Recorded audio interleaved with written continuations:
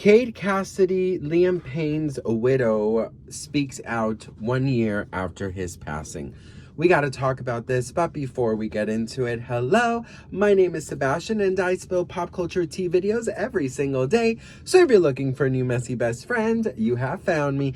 You guys, welcome back to my channel. If you are brand new, the whole vibe here is like we're on a FaceTime call and we have entered just my little corner of the internet with my very sparkly blazers and jackets and just just going day by day, bitch. Seriously, all we could do is just try to survive Diane Keaton, Liam Payne's anniversary. I'm just like, Dios mío, you don't own me. Anyways, girl, listen, welcome back to my channel. We gotta talk because a really heartbreaking video from Cassidy, Liam Payne's girlfriend.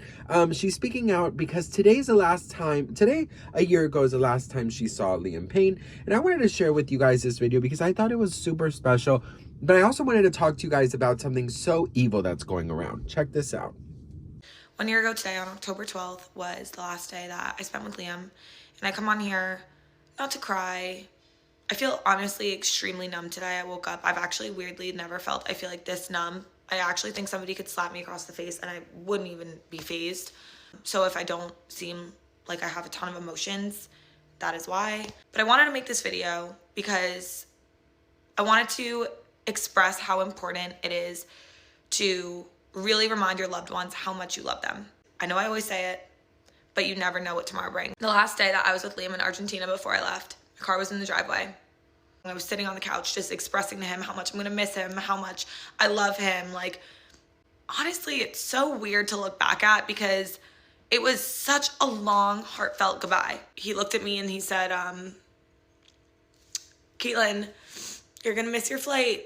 You're acting like this is the last time you're ever gonna see me again. And little did I know, it literally was the last time I got to see him. I'm so, so glad that me and Liam had that last goodbye the way it was. Just remember, you never know what tomorrow brings. And tell your loved ones that you love them. Hold them a little bit extra closer today.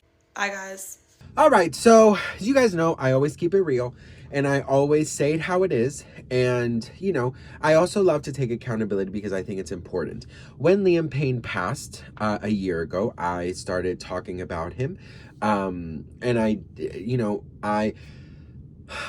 never talk about celebrities who've passed. It's just a thing I've never done. I connected a lot with Liam because he reminded me a lot of my brother. My brother also passed and he had substance issues.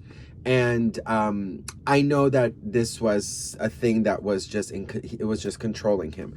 And, they have, and I'll speak in present, because I believe they're always with us, but they had such good intentions and I know that they did not want this for their lives.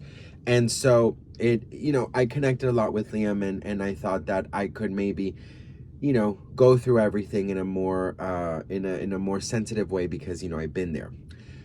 And at times reporting on this, I definitely said many times that I, thought Kate was super shady. I didn't like her for leaving him.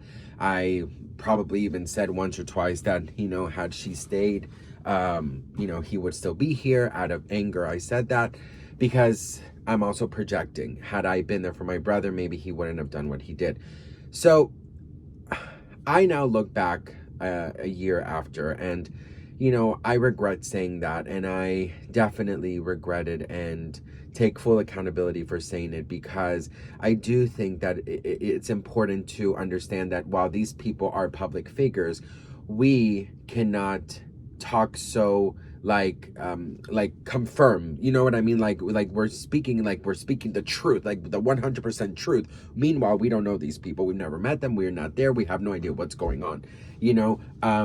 She at that time made a vlog going back home from Argentina, talking about how, she wanted just to go back home. She was in Argentina longer than expected. I think he had said like a week and now they were on week 3 and she missed her dog. She missed her home and she just felt homesick and she wanted to go back. Okay.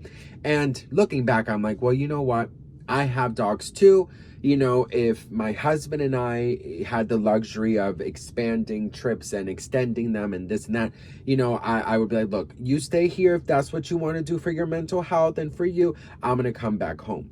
I can't and will not uh, uh, believe that Kate saw him in such a horrible state without wanting to do something about it or just abandoning him.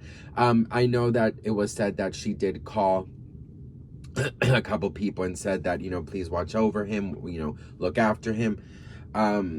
Look, what Kate has done this year with her grief is so honorable because she is opening the door to that conversation. She's opening the door to the conversation of grieving. Grieving is something that I'm in therapy for finally, after 13 years of my brother's passing. Grieving is something that none of us can judge. None of us know exactly how the other person is going through it. We don't know how everyone is you know, accepting it. Some, you know, go through it later on. You know, some don't experience it right away when the person passes. It's a big shock later on in life. Some are distraught. Some are living with it and, you know, going back to work quickly and this and that. Unfortunately, when someone passes, life goes on. Okay, and I just lost my aunt a month ago. You guys know this. And life does go on. It's crazy. The first time I laughed was, I think, maybe the day that we spread her ashes. And I was laughing. I was like, why am I laughing? We were talking about memories.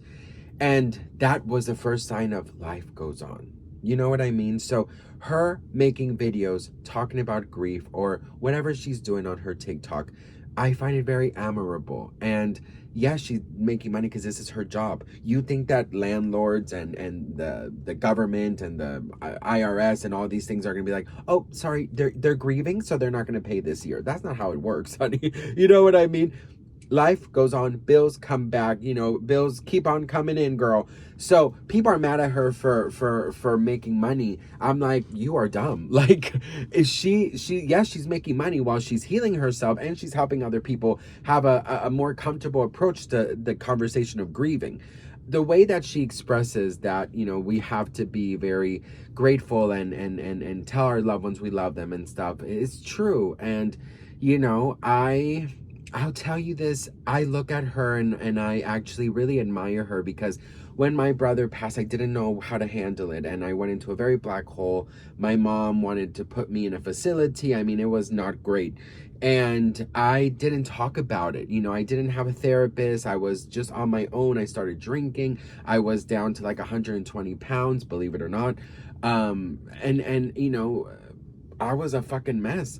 I wish that, you know, I could have maybe gone online and seen somebody who's just lost somebody and see them talk about it, because when you talk about your things, you feel less alone because you're like, oh my God, wait, I thought I was the only one who went through this. Like, oh my God, wait, I thought I was the only one who thinking this. So I do think it's important what she's doing, and I don't see it as anything wrong. And life does go on, you guys. This week is his 1 year anniversary. I have a very special video planned, and just want to, you know, let you guys know, don't judge anybody's grieving. You know, be you know, take my advice when I say this. You know, I was horrible to Kate Cassidy when this first happened because, you know, I was gaining up on her just like the whole world did. You know, like, you should have stayed and this is your fault and this. And I was right there egging it on 1000%. And I 1000% regret it because it was out of anger. And now that I look back a year later, I'm like, well, girl, listen, first of all, you don't know these people, okay? Second of all, you have no idea what the fuck is actually going on. And third of all, like, how fucking dare you and how entitled are you, right?